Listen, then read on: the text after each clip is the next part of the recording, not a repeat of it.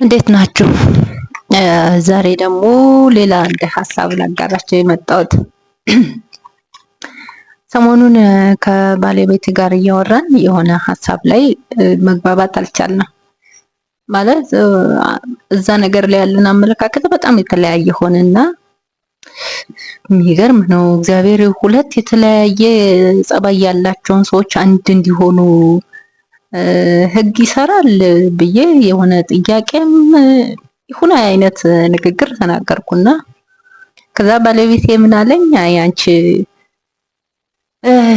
እንኳን ባልና ሚስት ሴትና ወንድ ይቀርና ራሱ ሰው አንዱ ብቻውን ራሱ እኮ ከተለያየ ባህሪ ካላቸው አራት ባህሪያት ነው የተሰራው ወይም የተፈጠረው አለኝና ይሄ ሀሳብ ከጭንቅላቴ ሊወጣ አልቻለም።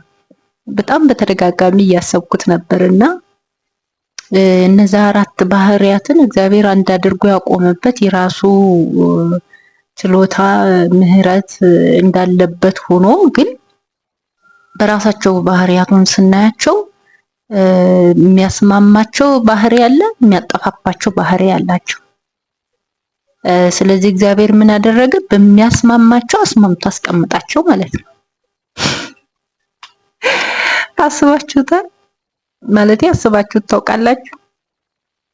አዎ፣ እሳት፣ ውሃ፣ መሬት እነዚህ አሁን ከተፈጠርንባቸው ባህሪያት ውስጥ ናቸው። ግን እነዚህ አንድ የሚያደርጋቸው የሆነ ባህሪ ያላቸው፣ የሚያለያያቸው የሆነ ባህሪ ያላቸው። እግዚአብሔር ግን በሚያስማማቸው አንድ አድርጎ አቆማቸው ማለት ነው። ሰውን ክቡር ፍጥረትን ፈጠረ።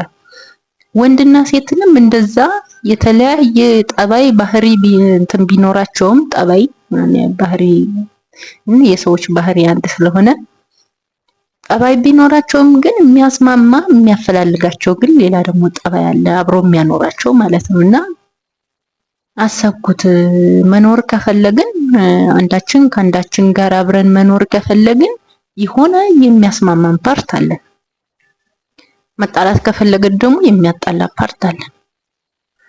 ስለዚህ ምን ሚል ማጠቃለያ ለራሴ ሰጠሁኝ፣ አንድን ነገር አብረን ለማቆየትም ለመስደድም ምርጫው የራሳችን።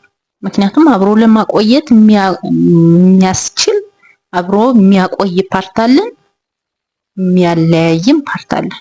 ምርጫው የራሳችን። መርጠን ግን አብረን መሆን ተስማምተን ሙሉ ለሙሉ ባንግባባም ግን ተስማምተን መኖር እንችላለን የሚለውን ውስጤ እያብሰለሰለው ነበር እና ለጥያቄም እንደዚህ አይነት መልስ ለራሴ ሰጠው ማለት ነው። እናንተ ምን ታስባላችሁ? አንድ ላይ ለመሆን አንድ ስለሚያደርገን ነገር አንድ የሚያደርገንን ነገር መፈለግ የሚያዋጣን አይመስላችሁ? አስቡበት። ሀሳባችሁን ደግሞ አጋሩ። አመሰግናለሁ።